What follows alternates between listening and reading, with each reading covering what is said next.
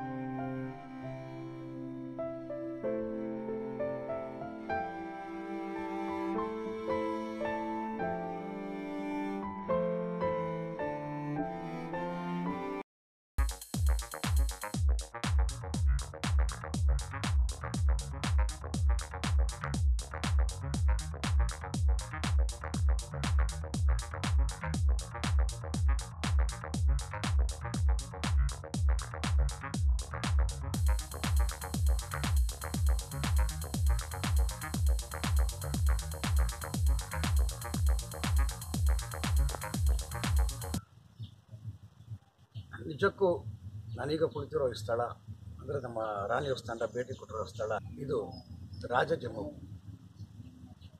ಅಣ್ಣ ಡಾಕ್ಟರ್ ರಾಜ್ಕುಮಾರ್ ಅವರ ಪಾದಸ್ಪರ್ಶ ಆದಂತಹ ಪುಣ್ಯಸ್ಥಳ. ಈ ಭೂಮಿಯ ಒಡಲಲ್ಲಿ, ಈ ಭೂಗರ್ಭದಲ್ಲಿ ಅಣ್ಣವರ ಬದುಕಿನ ಮೊರೆತ ಕೇಳಿ ಬರುತ್ತೆ.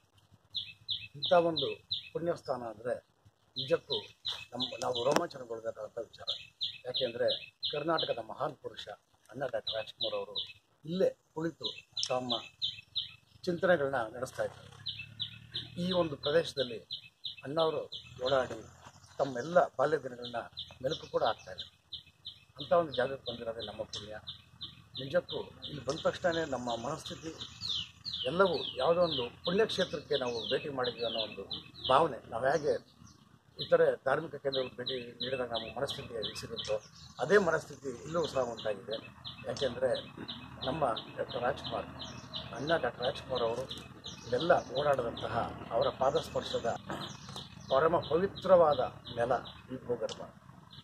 ಈ ನೆಲದ ಮಡಿಲು, ಅಣ್ಣವರ ಬದುಕು ಎಲ್ಲವೂ ಸಮ್ಮಿಳಿತಗೊಂಡಿದೆ. ಇಂಥ ಒಂದು ಜಾಗಕ್ಕೆ ಬಂದಿರೋದೇ ನಮ್ಮ ಪುಣ್ಯ. ಇದೇ ಜಾಗದಲ್ಲಿ ಅಣ್ಣವರು ಕೂತು ಹಲವಾರು ಚಿಂತನೆಗಳು ಮಾಡ್ತಾ ಇದ್ದಾರೆ.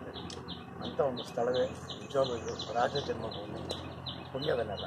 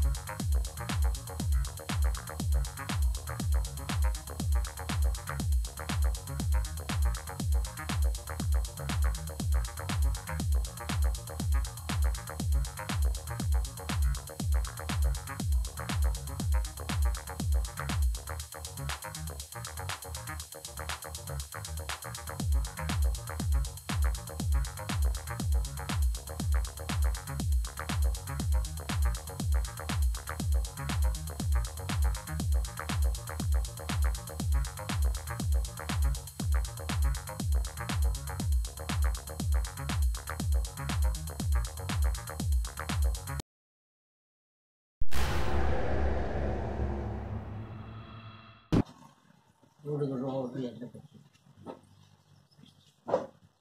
ಇದು ಅಣ್ಣವ್ರನ್ನ ಅವಾಗ ವೀರಪ್ಪನ್ ಕರ್ಕೊಂಡು ಹೋಗಿ ನೀವು ಅದು ಹಳೆ ಮನೇಲಿ ನಾ ಅಲ್ಲೇ ಇದ್ವಿ, ಹಳೆ ಮನೇಲಿ ಇದ್ವಿ. ಕರ್ಕೊಂಡು ಹೋಗಾಗ ಹಳೆ ಮನೇಲಿ ಇದ್ವಿ. ನಾಳೆಗೆ ಹೋಗಬೇಕು ಇಳಿಸ್ಕೊಂಡ್ರು, ನಾಳೆ ಹೋಗರಿ ಅಂದ್ಬಿಟ್ಟು ಎಲ್ಲ ಜನ ಎಲ್ಲ ಬಂದ್ಬಿಟ್ಟು ನಾ ಇದ್ಕೊಂಡು ಹಾಗೆ ಆಗ ಯಾವಾಗ ಏನು ಮಾಡ್ದ, ಒಂದು ಜನ ಇಲ್ಲ ಅಮಾವಾಸ್ಯೆ ದಿನ.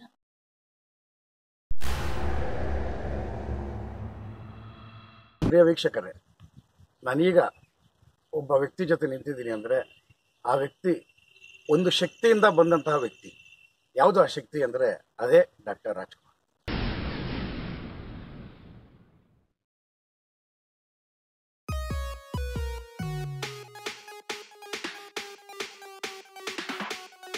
ನಿಮ್ಮ ಚಾನಲ್ ನಿಮ್ಮ ಅಂತರಂಗವನ್ನು ತಣಿಸುವ, ಆಹ್ಲಾದಿಸುವ ಅದ್ಭುತ ವಿಡಿಯೋಗಳನ್ನು ಈ ಚಾನಲ್ನಲ್ಲಿ ನೀಡುತ್ತೇವೆ.